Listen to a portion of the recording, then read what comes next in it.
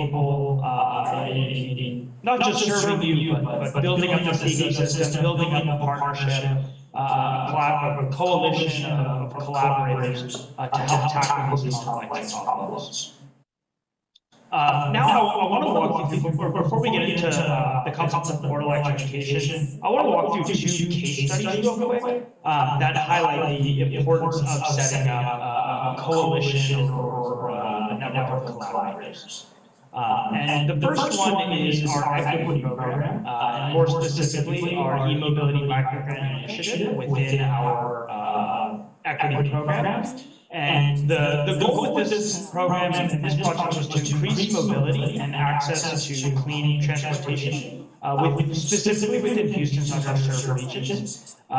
So in order to do that, we connected with the community itself, community champions who represented those communities, various corporate capitalists who provided funding and access to these projects, and then of course those that make the projects happen themselves, whether those were vehicle OEMs, ranging from micro-mobility to full-size vehicles, charging projects, or even access to clean ride-share transportation.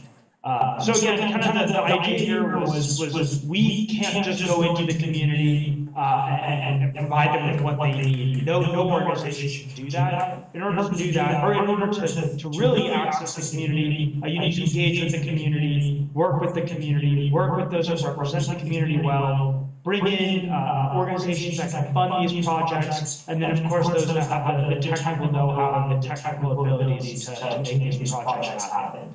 And during the first round of the e-mobility microgrant initiative, the project that were funded resulted in 5 EV acquisitions, 15 chargers deployed or in various stages of deployment.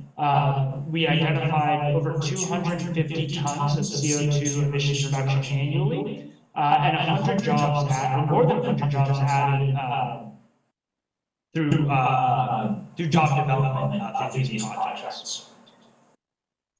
The second case study is a Vol's fleet electrification program, and the idea here was to integrate directly with organizations that operate fleets within the Houston region, and really help them understand the benefits and challenges of operating an electrified fleet. And there again, no one organization can tackle electrification themselves or even integrate with an organization to tackle fleet electrification.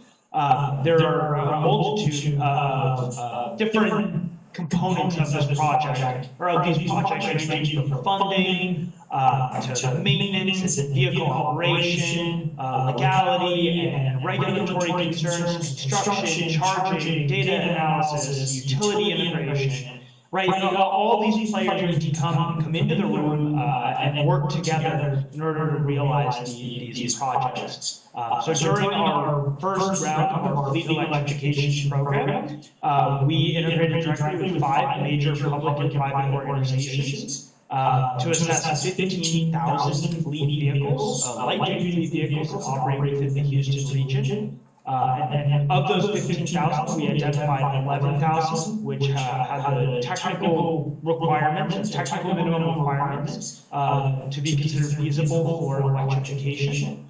We identified over 17,000 metric tons of annual CO2 emissions reduction every year, and about a $28 million lifetime total cost of ownership reduction. So again, saving these organizations, whether that's private funding or taxpayer funding, huge reductions. And we kicked off 4 EV pilot programs with those fleets. So getting into kind of the meat or really the main case study I want to highlight here was really a very exciting and interesting opportunity that's currently being evaluated by the Port of Houston that we presented as a way to help electrify the vehicles that operate within the fleets, within the port's property. And through this project, we see significant opportunities in electrification, not just at the Port of Houston, but at ports all around the country, because the way that the vehicles operate and the kind of the missions that they drive are highly predictable with very little variance, as opposed to other applications of vehicles, even those on a fixed route. And this creates more controls for introducing these new technologies that also benefit the surrounding communities significantly. And typically, the communities that do surround ports are lower income or otherwise disadvantaged. And given the intensity of goods moved within a small area, these can have very high impacts. Right, all of the nation's goods flow through ports, and the more goods we consume, the more activity goes on at these ports.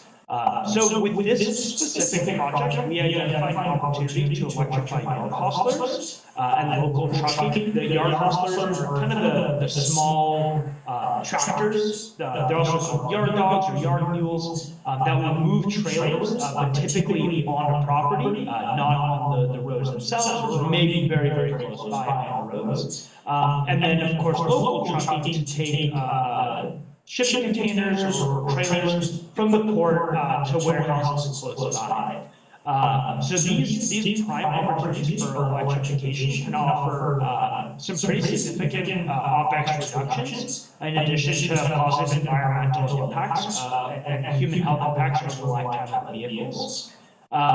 These vehicles are also great EV investments because they can improve capital efficiency and benefit historically disadvantaged communities that surround ports by reducing PM 2.5 from the existing diesel trucks that are in these roles. And again, it doesn't have to be the Port of Houston. It doesn't even have to be a port.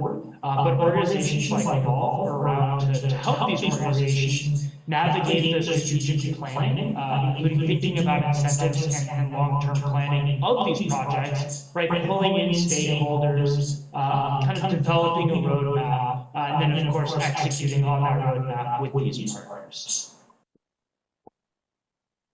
And then this is kind of an overview of what a specific opportunity like this could look like. Where you have an organization like Evolve that serves almost as like an intermediary to pass through grant funding and to manage vendors that work on these projects. To again help someone like the Port of Houston, who would then fund and support their tenants. Right, it's not just about the port's vehicles, but the tenants that are on their property as well. And then that can also allow the port to think about other considerations, like other electric vehicles on the property, more long-haul electric trucking, as well as more power for ships that are docking, which, kind of packaging all of these together, working incrementally through various pilot projects and then full-scale projects leads to electrified ports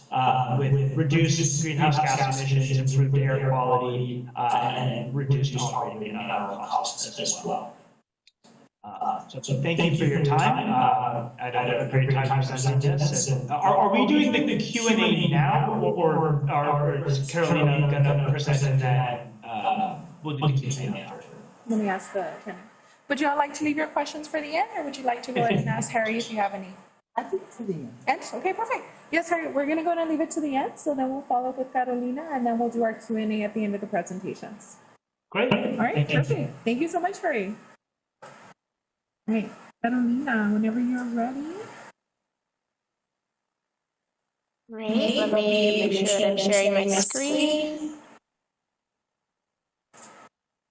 All right, well, thank you all so much today. Apologies that I couldn't be there in person. I'm based out of Las Vegas, Nevada, and couldn't make it for today, but I really appreciate the opportunity of being invited and getting to share with all of you. My name is Carolina Chacon. I'm the Coalition Manager for the Alliance for Electric School Buses. I'm assuming that most of you are familiar with our coalition, although I know that Elida is. So I'll just briefly talk about who we are. The Alliance for Electric School Buses is a coalition of not-for-profit groups that are all united by our commitment to the equitable electrification of the nation's school bus fleet, starting in the communities that are breathing the dirtiest air and creating good, family-sustaining jobs for U.S. workers along the way. We represent over 24 organizations that work federally and at the local level in over 38, spanning from community organizing to labor to equity to environmental groups. So I'm going to start by talking today a little bit about the benefits of electric school buses, and then talk a little bit about some of the federal funding opportunities for electric school buses as well. But if you also have questions that again, we'll go over them at the end, but if there's something specific to one of the slides, you can also interrupt me, but just know that we'll also have time for questions at the end. So in talking about why electric school buses, well, our work is motivated by a very simple fact. We believe that children deserve to breathe clean air on their way to and from school, no matter the color of their skin, their family's income, or the zip code where they live. But a lot of children, especially in Black, Indigenous, and Latina communities, they are overexposed to toxic pollution from diesel school buses.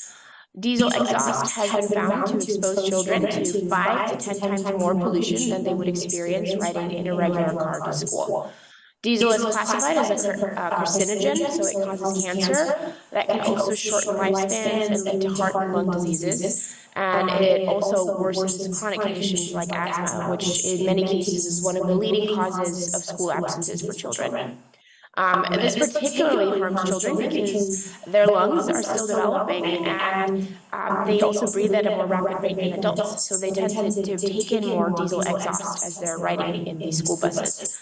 Scientific studies have also found that diesel pollution impairs children's cognitive abilities, meaning that it lowers their test scores and it causes them to miss more days of school. So really, by putting our children on diesel school buses, we are putting their health and their futures at risk. Electric school buses, meanwhile, they produce zero tailpipe emissions, and they provide cleaner air, and they can help us protect the health of our children.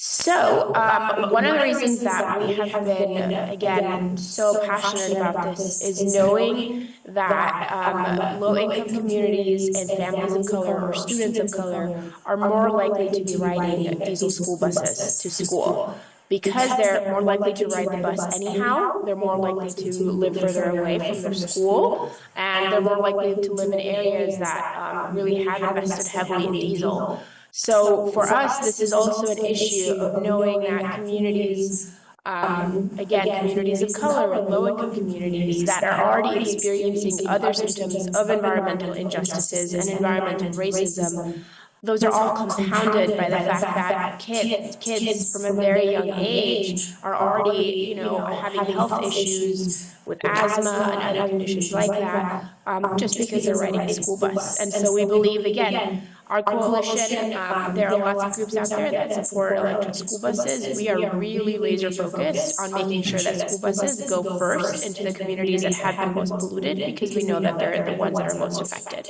And so those are the communities that will most benefit from electric school buses.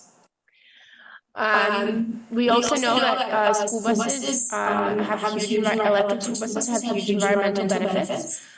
School buses are the largest form of transportation, of public transportation in the United States today. So by transitioning every school bus to electric, we could significantly reduce pollution that is worsening climate change and polluting our air.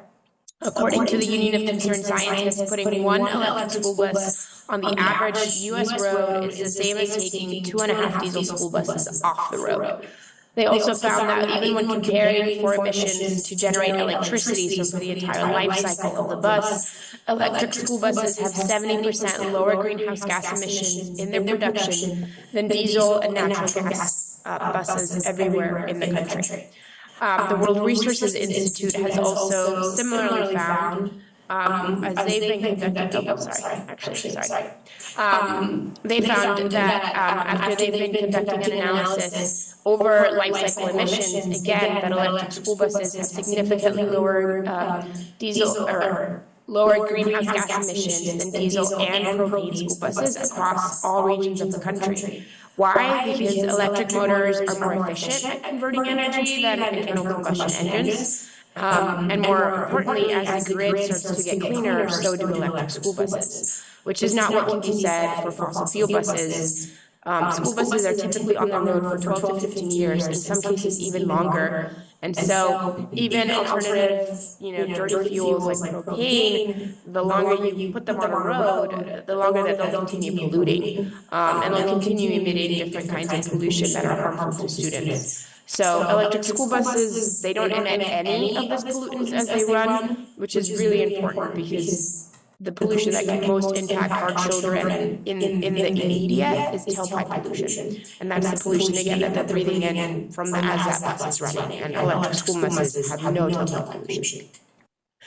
Another reason that we're really interested in seeing electric school buses develop is that we think that there are huge opportunities to develop the school bus transportation workforce. There are so many drivers across the country that are critical to getting our children to school on time every day and getting them back home safely. And with electric school buses, we see an opportunity for those drivers to gain new skills, to learn how to drive electric vehicles, which they can then take into other careers. They also get a cleaner working environment because they're not breathing in these fumes as well. A lot of drivers have talked about how it has improved their health to really not be having headaches because of the diesel fumes, to not have coughing fits or other health or lung conditions because of riding in these buses.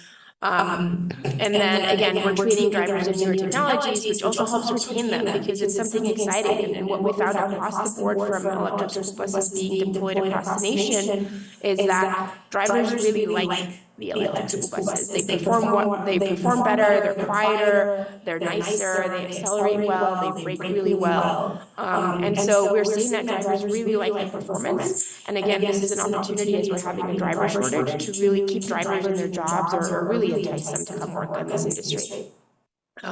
So overall, drivers have given school buses an A+. For the workforce as well, we know that there's so many mechanics that are involved in maintaining school buses, particularly diesel school buses. Electric school buses have fewer parts, and so there's less to maintain. But there's also a lot of similarities with a diesel school bus, a lot of the same parts that mechanics can continue maintaining. But it also allows them to focus on other areas that, from what we've heard, really kind of get neglected until they essentially break. And so even though the job of a mechanic will change and they need to receive additional training to understand, how to work with high voltage electric equipment, they're again learning new skills that they can take into their careers. They're also understanding how to maintain, new technologies. And it's an opportunity as well to make sure that, they have more time to work on other school buses. Because again, we've heard from mechanics that they just really don't have enough time to work on the buses that they do have. And a lot of times they're reacting to things that break. So far we find that even though it's fewer parts to maintaining electric school buses, so maintenance is in many cases a lot easier, it's also making the mechanics a little bit less overworked. But at the same time, we have to acknowledge that a lot of training is needed, especially for mechanics, because again, you're dealing with new components, new high voltage components. There are a lot of safety regulations that go into that. There's just a lot of new considerations, but it's an opportunity to, again, upskill our workers. Again, I just want to highlight some of the benefits of electric school buses. Obviously, we see zero tailpipe emissions, so a cleaner environment, healthier environment for students and for drivers. We also see, and I didn't talk about this a lot, but we see a lower cost of ownership because of cost savings that you see on fuel. So you're not having to fuel up a diesel bus. That's huge. Even though you switch from having to pay for, fuel at the pump, you will have an electricity bill from charging or plugging in your buses. But depending on your electric utility rates and how you manage charging, school districts are seeing just thousands of dollars that they're saving on fuel, and it's not comparable to what they end up having to pay on electricity rates in most cases. And again, just that lower maintenance means fewer parts that have to be replaced, fewer man hours. It just it overall provides a lower cost of ownership over time. There's also lower carbon emissions because the bus, again, as the grid gets cleaner, the buses get cleaner, but overall, they're also reducing pollution right there at the source where our children are from that tailpipe exhaust. Something else that we really found, again, is that drivers really love because it's quieter, they can actually hear the kids don't feel like they have to yell. And it's also nicer for neighborhoods. They've actually put sometimes, in some cases, you know, like little songs that school buses play as they're approaching because they're so quiet that sometimes folks are used to, you know, running out the door when they hear the buses coming. Because you don't have electric school buses, sometimes they play songs, or, you know, kids will just line up at the end of the street to see the bus come. So it's been exciting. And then again, we know that just based on the age cycle, so school districts are regularly replacing a few of their buses. So as they're replacing buses in their fleet, this is an opportunity to replace them with something that's cleaner. And there is funding available for that. So we think that this is a really good opportunity. Want to cover again some of these myths, and this slide actually comes straight from the EPA. These are some of the things that we've heard about electric school buses. Something that might, you know, be relevant in Texas is all of those hills. I know that you have great flat areas, but you also have hilly areas. There's a question about can electric school buses really operate in areas that are mountainous or, again, very hilly. And what we found from case studies is that they really do very well. There was a case study that just finished in West Virginia, also another state with a lot of hills, and they found that the buses did even better than diesel at hilling those hills, particularly because they're faster to speed up. They also have greater torque, and then with regenerative braking, for every time that you go up, when you come down, you are recharging your battery. And so it provides a lot of benefits, and folks really thought that they did well in hills. Secondly, obviously, an electric school bus has a very high upfront price, and a lot of folks say, at what point do I get my return on the investment? Usually over the 12 years, you'll get that return back, and you're going to see a lot of cost savings that will also go into that, again, for fueling and maintenance. And so this is what EPA is estimating, that based on what they found, and again, the source in this case also being Thomasville buses, you can save thousands of dollars over the lifetime of that bus. A lot is dependent on your electricity rates and, you know, where your school district is driving and a number of other considerations. But again, this is what we're finding in the majority of cases. There's also concerns that electric school buses just don't have the range to cover a full bus route. That's understandable. Electric school buses have a range. Drivers particularly report comfortably 100 miles. You'll see that manufacturers, you know, they'll say that they're marketing 125, in some cases 150, but what we're really finding, just based on, you know, battery that your bus doesn't get to use and battery that you don't want to go under, you're talking about 100 miles. Battery technology is also rapidly improving, and so we're seeing that electric school buses, within a few years, that range could double or triple, just based on how quickly batteries are being improved. For very premium school buses, they can go up to 200 miles, and again, that usually comes with a larger battery pack, and so that's also a little bit more expensive, but again, the typical Type C bus, comfortably 100 miles. Also, for school buses that are able to charge midday, which would require fast charging, which is a bit more expensive, so not every school district invests in that, then you can really just double that range. So, really great. And cold climates,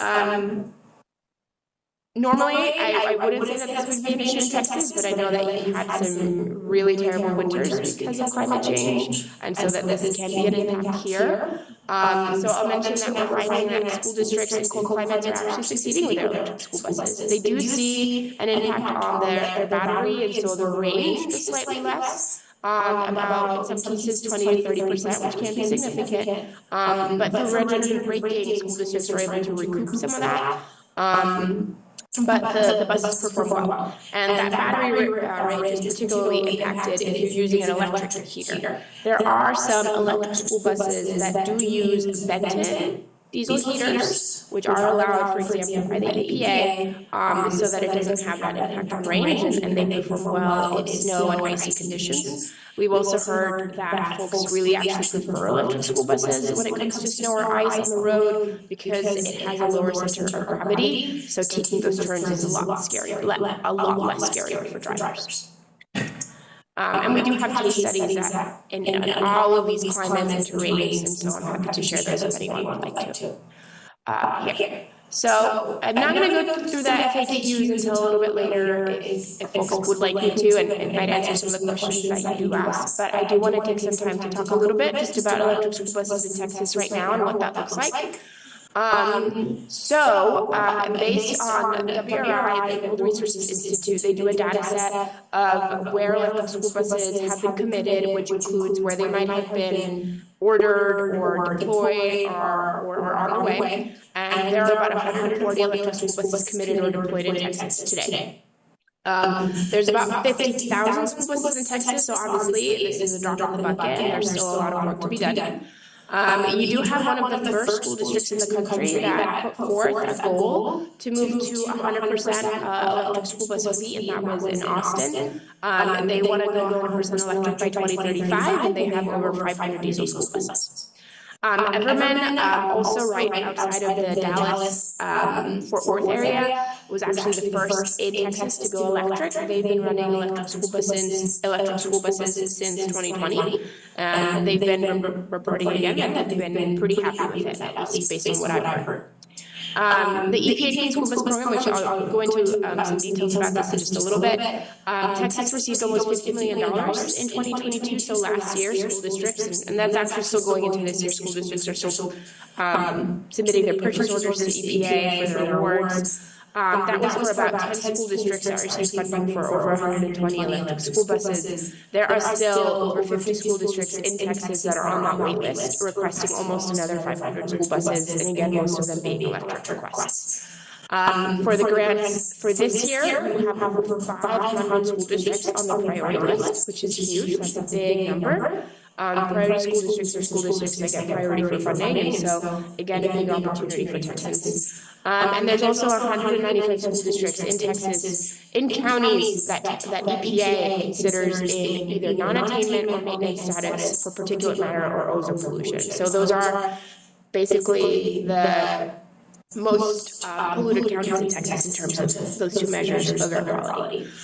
Texas actually does have already a few funding programs, which I'll be honest is rare. About half the states in the United States don't really have any funding programs specific to electric school buses, and Texas already has a clean school bus program that can provide about up to 80% of the funding for replacing diesel. You also have the Texas Volkswagen Environmental Mitigation Program that can provide up to 100% of the incremental cost of an electric school bus for governmental entities, and so a school district would likely fall under that. There's also a couple other programs that also provide funding for school buses. So again, really exciting to see that there are these opportunities in Texas. From what I understand, some of them are open year-round, some of them open once a year. I don't have all of the details of these, but I do have them linked here in case folks want to go and research a little bit more about them. I'm going to skip this right now because I want to make sure we get a little bit of time to talk about the EPA Clean School Bus Program. So what is this program? So essentially the Bipartisan Infrastructure Law of 2021 created this program at the EPA. It allocated $5 billion for the next 5 years through 2026, since it started last year, to replace diesel school buses with electric, propane, or CNG buses. $2.5 billion of that total is completely guaranteed for electric, and the other $2.5 billion can go towards electric, CNG, or propane. The first funding opportunity was last year, the 2022 rebates, and then this year right now, there's currently a 2023 grant period that is open, but it's only open until August 22nd at this point. It's been open since April. I'll be very honest with you, it would be tough for a school district to start their application right now, but I do want to make you aware of this because school districts will be awarded later this year, and you might know some of the school districts hopefully that are getting awards. So again, this year, EPA in April launched the grants program. Will provide over $400 million through a national competition. Applicants, excuse me, submit a comprehensive application with a project narrative, a budget, and EPA will review, score, and rank those applications. They're going to make about 25 to 50 awards, about one per EPA region. Excuse me. And again, applications are going to close August 22nd, so not a lot of time, and the school district has already started looking into this, but it's possible if they do apply for a third-party applicant. But most likely, school districts that are interested have already been talking with someone about this. I just want to highlight some of the differences between the rebates and the grants. So rebates, they're really a very easy application. They have to submit the buses that you want to replace and how many and what fuel type you want to switch it to. It was a randomized lottery that they did last year, and we expect it will likely be the same. EPA is going to do a rebate round and a grant round each year. The prioritization for grants and rebates will stay the same. So low-income, rural, and tribal school districts will still be prioritized in both. But the rebates are distributed by the headquarters in Washington, D.C., whereas the grants are really distributed by the EPA regions, which is why you see that awards will have 1 to 2 per region. EPA initially offered $500 million for the rebates last year, but after overwhelming demand, they actually increased that to $1 billion and didn't end up doing a grants round last year. They made over 400 awards. So you can see very different in the grants round, which is a lot smaller, but it's also targeting bigger fleet conversions. It's a very competitive application that you need to submit for the grants. Lots of documents, lots of supporting evidence, a really good project narrative. So really, you're relying on a good grant writer to help you get this. And again, they're expecting $400 million that were initially offered. EPA could change that amount based on how many applications it receives. Again, this program is open to public school districts. That does include charter school districts. It's also open to tribal or indigenous tribes, organizations, or schools. And it's open to third parties, including dealers, manufacturers, or private fleets. So companies that provide school bus service for school districts like First Student or the Transportation Association or Student Transportation Association of America. Again, I talked about this briefly, but low-income school districts, rural school districts, and tribal school districts classify as priority. We can go into this a little bit more, but again, just important to know that these are the main categories. Our coalition is really arguing for air quality to also be added to this list because we think it's important to, again, put the buses where they're in the areas that are most polluted.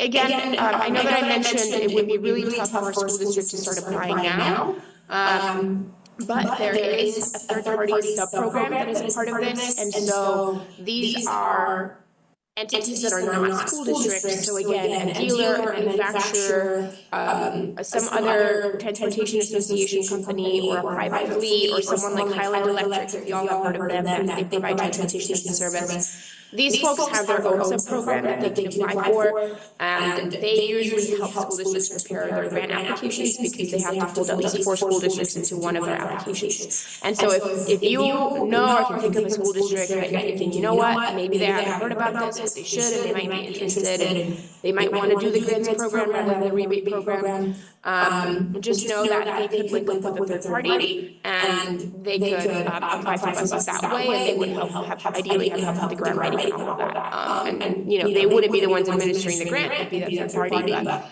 it could be an opportunity for anyone at this last minute. Otherwise, I would just say, wait for the rebate program, that's a little bit easier. Just really quickly, want to highlight how much funding is available for electric school buses, up to $395,000 for your Type Cs and Type Ds, which are the most common. And again, priority school districts receive more funding than non-priority school districts. And I also will share all of these slides with you all, so you'll have them after this. Important to know that the EPA funding only covers infrastructure for electric school buses, so it doesn't do that for fossil fuel buses. But it doesn't cover anything that the utility needs to do on their side of the meter, and so that's also a huge barrier for some school districts. The utility needs to get on board to upgrade any infrastructure as necessary to make sure that you plug in your school buses into the charging stations. I know that we're running out of time, so I don't want to belabor this too much, and I'm happy to answer any questions about this. I do want to point out that the EPA Clean School Bus Program, as great as it is, there are still some ways to improve it. We're seeing that the program is bringing more electric school buses to low-income communities, which is great, but at the same time, it's lowering the proportion or the share of electric school buses in communities of color. And that's because communities of color are not among the EPA's priority school districts. At the same time, we're seeing that even though some electric school buses are going into the most polluted communities, they're also going into the least polluted. And we'd actually like to see all of this go towards the most polluted communities. And so that's one of the changes that we're advocating for EPA, which is really we need to add air quality to this. And again, just highlighting that very few of EPA's priority school districts are in areas of non-attainment. So we do have a lot of recommendations to EPA about what can be done on this. And again, I'll share that with you all. But just want to conclude by sharing the EPA Clean School Bus Program this year is going to distribute $400 million in grants through a competitive application. Electric or fossil fuel buses are eligible. The grants can be used to purchase new buses and new charging infrastructure. Costs can also cover the project implementation, so staff time, travel, training, things like that. There are minimums and maximums for applicants that they have to meet. And the applications again are available now for August 22nd. Low-income, rural, and indigenous students, or school districts really, will get priority for funding, and the awards will be announced this fall. There will be another rebate competition though, so again, there will be an opportunity later this year for school districts to apply, and that rebates again are a little bit easier. Things that y'all can do as advocates is really help spread the word about this program, make sure that your communities know about it. We do have resources and tools from the Alliance to help you do that. Reach out to your school district, see if they're interested in applying, if not for this, then again for the rebates. And then offer to provide them support as they do that, especially with our coalition. We have a lot of resources, we have a lot of contacts. We want to make sure that school districts have a good experience with this program. And then for folks that might be doing one with your utility companies, they're really critical. If they don't get on board, they can sink or swim a project. And so we really need your support as well.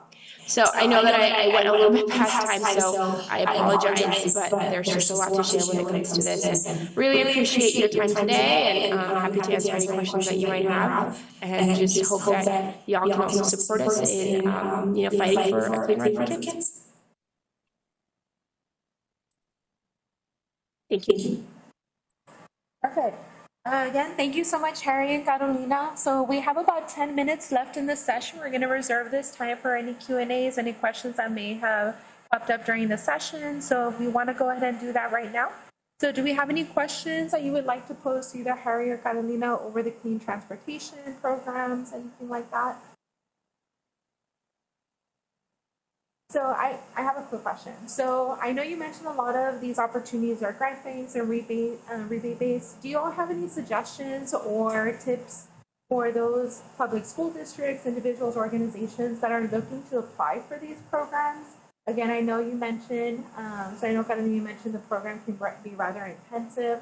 So Harry, same for you. Do you all have any tips for these organizations that are preparing to submit these grant applications and so on? I'd say the first thing is get connected to advocates in your community or again nationally that help connect you with folks that can provide grant writing support. That would be the best thing. The second best thing is, again, if maybe you're not applying for a grant but applying for a rebate or something that's just a little bit easier, maybe less competitive, really start to do your research on electric school buses. You have to talk to your utility first. They're going to be able to tell you whether your existing school bus yard or parking lot or wherever it is that you keep your school buses, whether that has the infrastructure you need to put charging stations up. So that's something else. And we encourage folks to do that even before they consider applying for the program. Is really just go talk to your utility, understand what it would require to put electric school bus chargers there. In some cases, infrastructure upgrades might be required, and that costs money. And so we also want to find, funds to defray that. In some cases, your utilities, when we've seen this in some places again, might say they're not ready and they don't want to help. In other cases, they'll say, we actually have a program that you can apply for as well, and we can help fund, you know, the cost of your chargers. So really talking to your utility and really understanding you're going to need to put charging stations. So what kind of power or infrastructure do you have available, and what might need to be upgraded? That's step one for any school district, whether they're looking at funds, you know, applying for a fund tomorrow or not. And then secondly, just getting connected with advocates that can help connect them with other folks, you know, with experts. There are lots of folks out there that are providing free assistance, free technical assistance, free grant writing assistance. And so just get connected with someone so that we can help you. Perfect.